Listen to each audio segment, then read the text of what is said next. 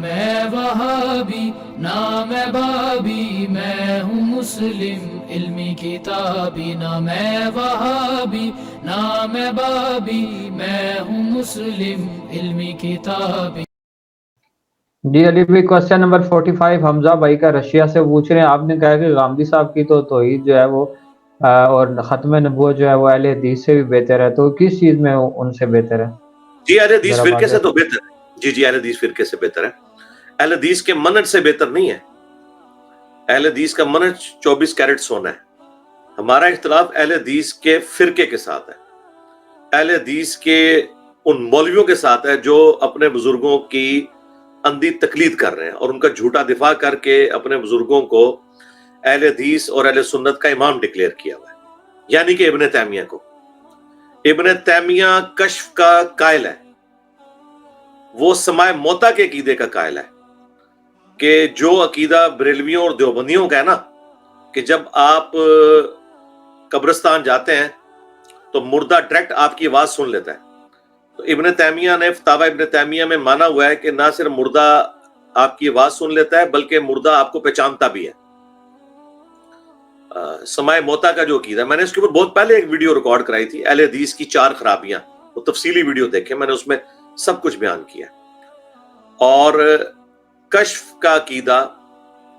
یہ ابن تیمیہ اس عقیدے کا قائل ہے، اور باقی جو اس نے کہانیاں اور سٹوریاں جو صوفیاء کے واقعات والی لکھی ہوئی ہیں، بازید بستامی کے کرامات اور داؤد طائی کی اور فلاں فلاں، فتاوی ابن تیمیہ تو بھرا پڑا ہوا ہے ان واقعات سے، بلکہ فتاوی ابن تیمیہ کی جو 10ویں جلد ہے نا، اس کا نام ہی تصوف ہے، وہ ہے ہی تصوف کے اوپر ہے۔ ابن تیمیہ خود بھی صوفی تھا، لیکن وہ اچھے صوفی اور برے صوفی کا فرق کرتا تھا، تصوف کو غلط نہیں سمجھتا تھا، اچھے اور بری صوفیوں کا فرق کرتا تھا، اور وہ ساری اوٹ پٹانگ چیزیں جن کا اہل حدیث مذاق اڑاتے ہیں، یہ سب کی سب ابن تیمیہ کی کتابوں میں ثابت ہے۔ اور اس کے اوپر ایک دیوبندی عالم ابو بکر غازی پوری، انڈیا کے، فوت ہو چکے ہیں، انہوں نے کتاب لکھی تھی کیا امام ابن تیمیہ اہل سنت ہے،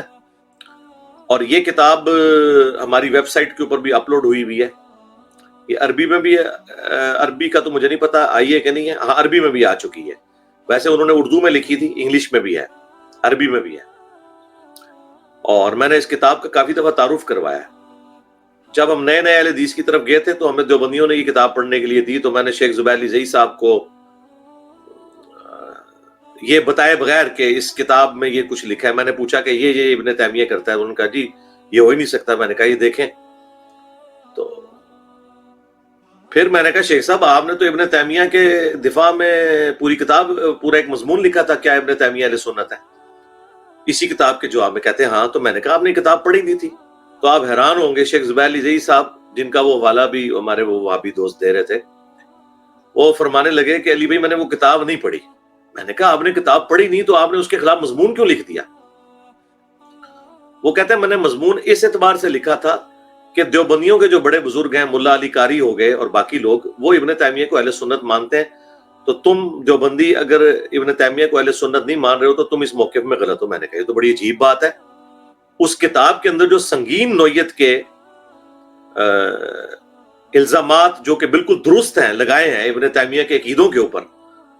ابو بکر غازی پوری نے،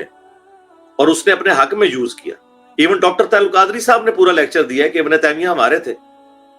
اور پوری دنیا کے وہابی خصوصاً علماء عرب، وہ تو مطلب اپنے خطبات میں نبی الاسلام کے بعد نام ہی سیدھا ابن تیمیہ کا لیتے ہیں، حالانکہ اس کے عقیدوں کے اندر وہی ساری خرافات موجود ہیں۔ ہم کشف کے عقیدے کو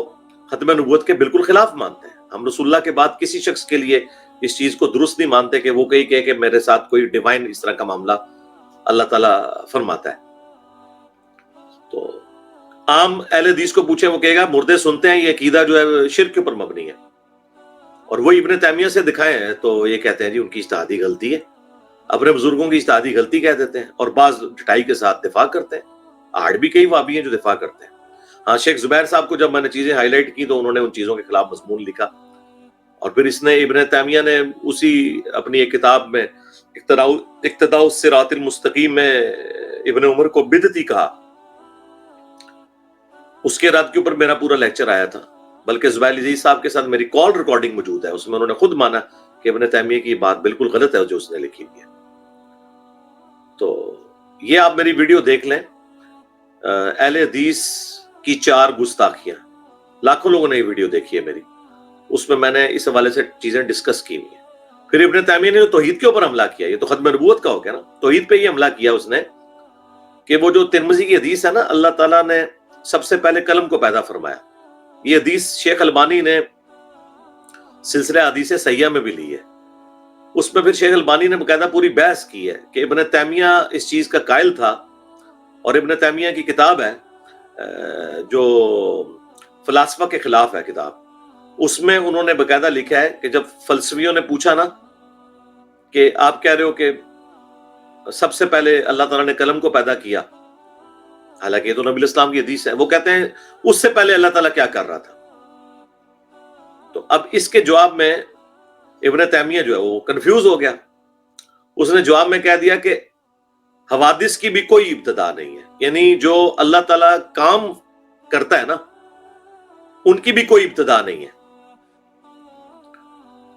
اگرچہ ہمیں وہ کام نہیں پتا. حالانکہ نبی الاسلام نے تو فرمایا ان کاموں کی ابتدا ہے، اور وہ ہے قلم. سب سے پہلے اللہ تعالیٰ نے قلم کو پیدا کیا. لہذا یہ حدیث ترمذی کی جب سلسلہ حدیث صحیحہ میں شیخ البانی لے کے آئے تو انہوں نے ابن تیمیہ کے اوپر گرفت کیا. انہوں نے کہا کاش ابن تیمیہ یہ بات نہ لکھتے کہ حوادث کی کوئی ابتدا نہیں ہے. اس کی وجہ سے ہمارے دل میں ان کے لیے یہ بات آ گئی ہے کہ اگر مخلوق کی بھی کوئی ابتدا نہیں ہے، یعنی حوادث جو اللہ تعالیٰ کی طرف سے ہوتے ہیں، اللہ قدیم ہے، باقی ہر چیز حادث ہے، یعنی پہلے نہیں تھی بعد میں ہوئی. اسے فلسفے کی ٹرم میں علم الکلام کے اندر حادث کہا جاتا ہے. تو اگر ہم یہ مانیں کہ مخلوق کی بھی کوئی یعنی ابتدا نہیں ہے، وہ بھی ہمیشہ سے، حادثے تو ہمیشہ سے ہو رہے ہیں، تو پھر خالق اور مخلوق کا تو فرق ہی ختم ہو جائے گا. تو جو میں نے یہ دعویٰ کیا تھا کہ ابن تیمیہ کی توحید بھی اور ابن تیمیہ کا جو ختم نبوت کا عقیدہ ہے، یہ دونوں جو اہل حدیث کا منہج ہے اس کے بالکل خلاف ہے. اب رہا اہل حدیث فرقہ، تو اہل حدیث فرقہ جب تک ابن تیمیہ کو اس بلنڈر کرنے کی وجہ سے جو اس نے توحید پہ ڈاکہ مارا اور کشف کے نام کے اوپر ختم نبوت پہ ڈاکہ مارا، جب تک اسے بدعتی کہہ کے، کیونکہ ان کی لینگویج یہی ہوتی ہے، میں ان کی لینگویج میں بات کر رہا ہوں، بدعتی کہہ کے، گمراہ کہہ کے اس کو اپنے فرقے سے نہیں نکالتے، اس وقت تک ہم ان کے منہج کو صحیح ماننے کے لیے تیار نہیں ہیں. صرف یہ نہیں کہ ان کی اجتہادی غلطی ہے، نہیں نہیں نہیں، یہ گمراہی پہ مبنی ہے، اور اسے گمراہ ڈکلیئر کرو اور آدھا رحمت اللہ علیہ کہنا بھی چھوڑ دو، اور یہ کبھی بھی نہیں ہوگا. اور یہی وہ بڑی وجہ تھی جو میں نے اہل حدیث فرقے کو چھوڑا. شروع میں ہی نہ چند چیزیں مجھے ابن تیمیہ کی جب پتہ چل گئی تو میں نے پھر اہل حدیث فرقے کو چھوڑ دیا تھا. مجھے اندازہ ہو گیا تھا کہ اہل حدیث بھی جس طرح حنفی امام حنیفہ کی تقلید کرتے ہیں، یہ ابن تیمیہ کو اگر یہ چھوڑ دیں تو ان کا پورا مسئلہ کی دھڑام سے گئی. یہ جو 3 طلاق کو اکٹھا ماننا، یہ ساری خرافات بھی ابن تیمیہ نے اہل حدیث میں داخل کی ہے. اہل سنت کے ہاں تو یہ موقف نہیں تھا کہ 3 طلاق جو ہے وہ ایک مانی جائے گی، 3 طلاق 3 ہی مانی جاتی تھی. ابن تیمیہ نے کہا نہیں 3 ایک تصور ہوگی. اور اسی وجہ سے شیخ زبیر عزیز صاحب کہتے تھے کہ اہل حدیث کا یہ مسئلہ اجماع امت کے خلاف ہے. اور شیخ زبیر صاحب کا میں نے ذکر اس لیے کیا کہ وہ جو وہابی آئے تھے بھائی، وہ شیخ زبیر صاحب کا ذکر کر رہے تھے، تو میں نے شیخ زبیر صاحب کے حوالے سے بتا دیا. اگر شوق ہے تو میری 40 منٹ کی کال ریکارڈنگ ان کے ساتھ اپلوڈ ہے، یوٹیوب پہ جا کے لکھیں شیخ زبیر علیزئی کال ریکارڈنگ ود انجینئر مدنی مرزا، تو وہ انشاءاللہ آپ کو پتہ چل جائے گی. وہ سرفراز بھائی کے ساتھ بیسیکلی کال ریکارڈ ہوئی تھی، لیکن میں بھی ساتھ ہی بیٹھا ہوا تھا اور ساری باتیں ڈسکس ہوئی تھی. ٹھیک ہو گیا جی. نیکسٹ.